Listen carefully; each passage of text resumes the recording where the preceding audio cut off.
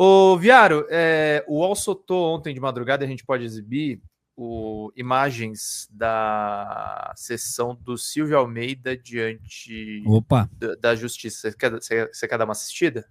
Que eu acho que é importante isso aqui. Vamos lá, lembrando que o caso está sob investigação, mas ele falou algumas coisas importantes aqui. Eu acho importante a gente repercutir, porque a gente entrevistou a Juliana, que é a advogada dele, e eu só estou tentando achar aqui, porque a jossa do UOL é uma zona. Achei. Vamos lá para a gente poder citar aqui.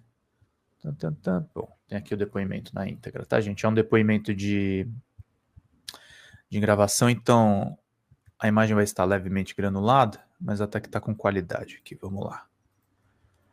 Ele nega as acusações de assédio à PF, citando o erro do Guilherme Amado lá das 14 mulheres suspeitas. Vamos lá.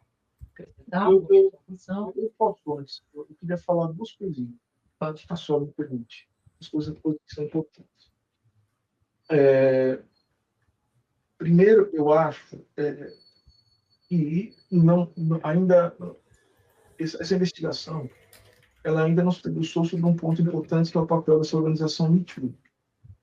A senhora mandou a complementação ontem, de maneira muito gentil, do doutor Nélio, só que ali existem lacunas que eu acredito que são prejudiciais para a gente encontrar a verdade nesse caso. Eu vou explicar, porque o Me Too desempenha um papel fundamental, pelo menos em 3 pontos. Primeiro, se não fosse a organização Me Too, eu não sei se esse inquérito estaria aberto. E por que isso?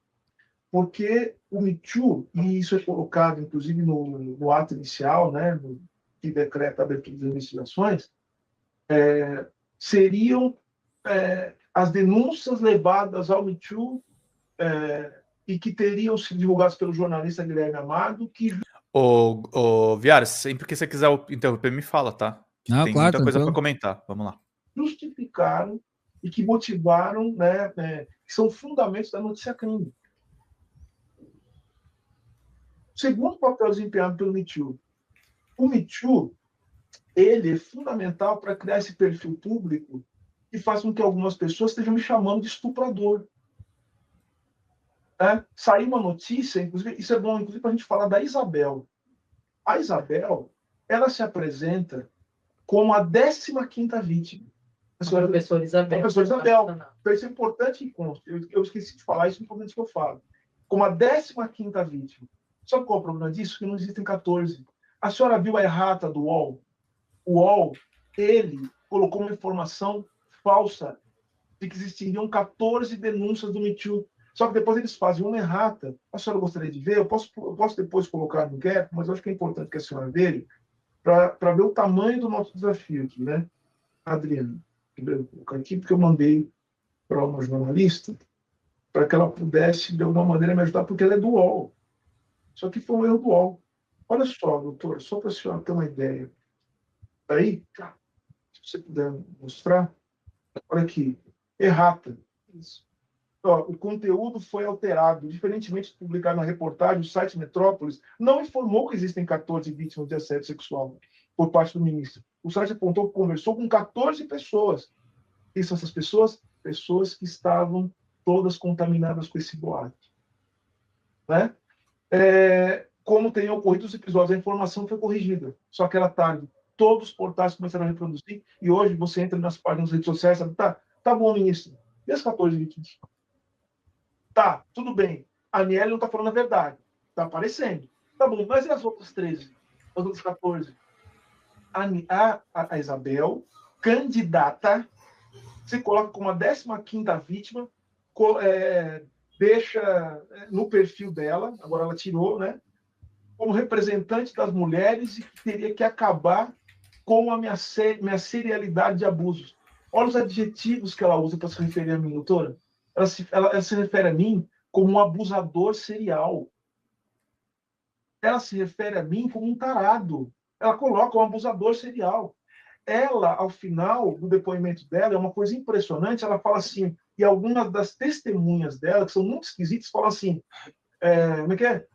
Eu soube do Silvio, sei que ele é um homem violento, porque ele está sendo acusado de vários episódios de assédio moral. Doutora, eu não tenho uma acusação de assédio moral.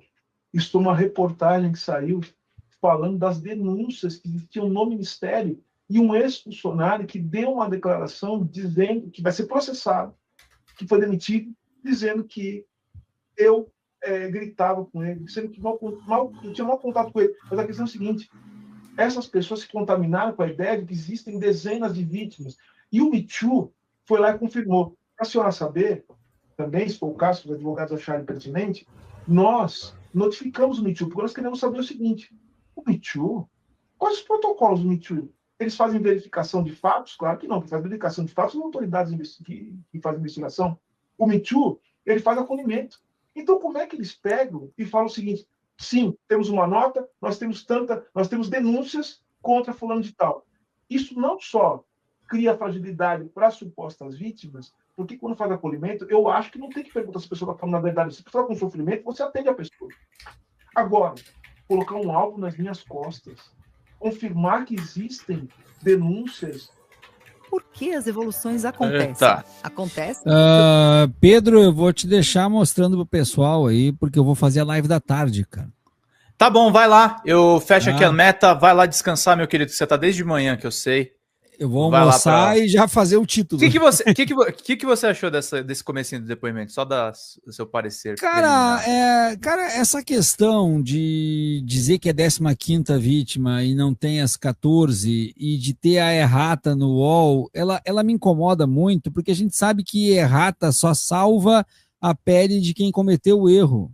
Errata não restitui nada do que tu prejudicou alguém com a nota inicial. Absolutamente nada. Se tu fala que eu sou alguma coisa, isso vai acabar com a minha reputação, vai acabar com a minha dignidade, porque vai viralizar. Aí depois tu publica uma errata dizendo que tu estava enganado ao meu respeito. Não vai devolver a minha reputação, não vai devolver a minha dignidade, não vai devolver nada.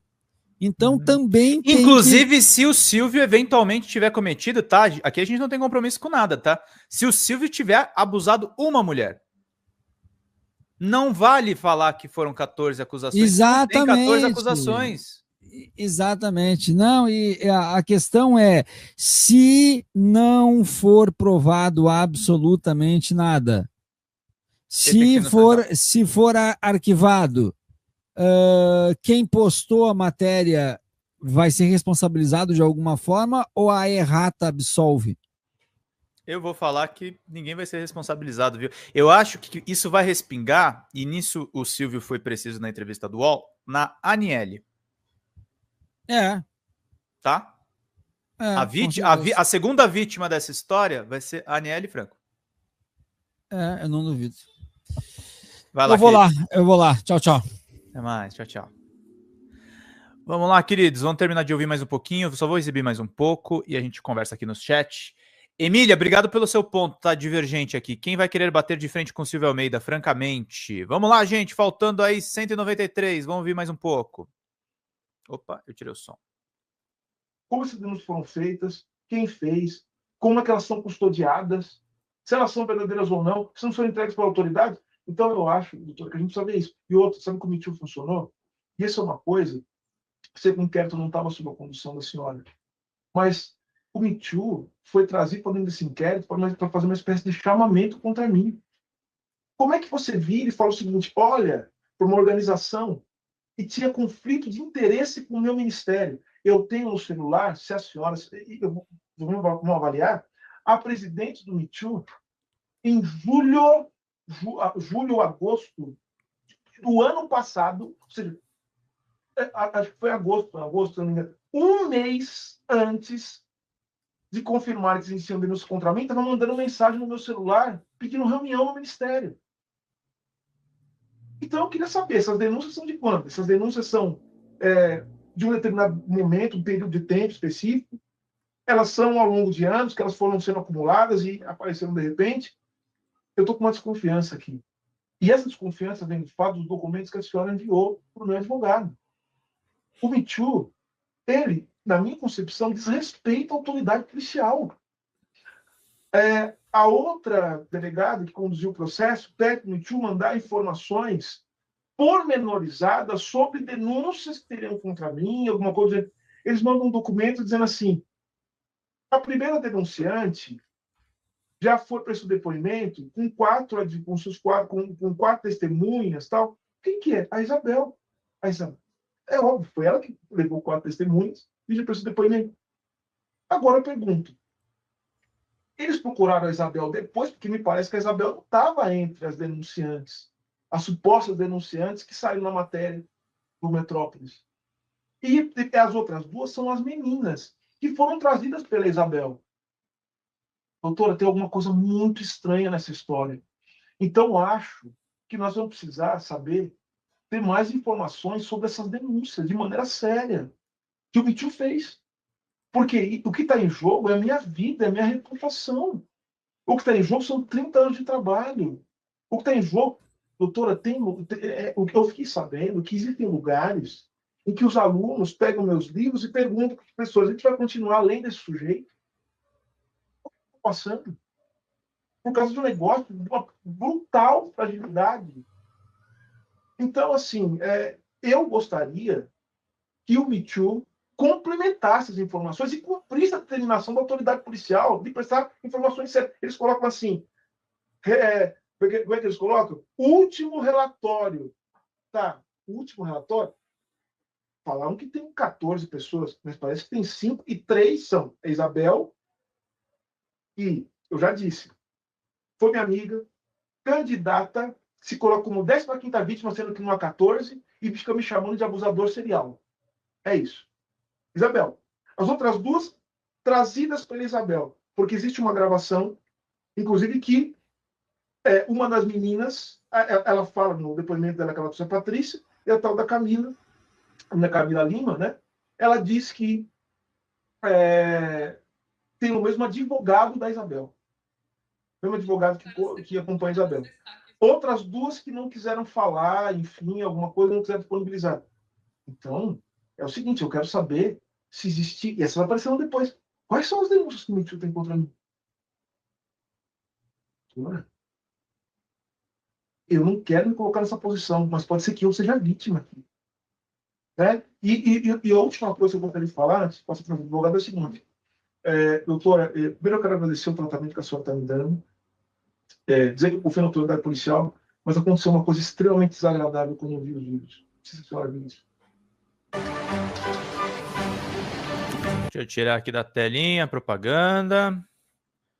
Vou mostrar só mais um pouquinho e já vou conversar com vocês, tá, gente? Ao final, a escrivã, o nome dela Paola, no depoimento da Camila, ela me xinga.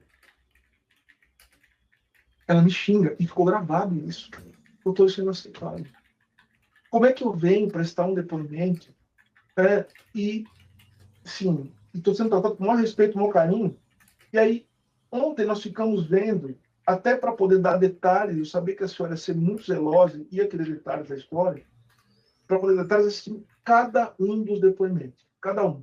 E ao final, a Camila, quando sai da sala, eu acho que ela não percebe que está gravando, ela fala: esse cara é um filho da... Né? O nome dela é Paola... É preciso lembrar, Paola Santos Braga, escrivã de polícia. Como me trata desse jeito? Como é que ela me xinga desse jeito? Então, assim, eu acho que isso tem que ficar, assim... É isso. Assim, um absurdo. Estou chocado, estou indignado, estou chateado, mas eu quero justiça. Certo, eu vou pedir para os senhores advogados complementarem. Esse é o depoimento do Silvio Almeida, tá, gente? Ele tem 28 minutos, eu não vou exibir... 29 minutos, eu não vou exibir na íntegra, mas esses aqui são os principais pontos que ele coloca. São muitas críticas à organização, à ONG Me Too, que encaminhou essas denúncias inicialmente.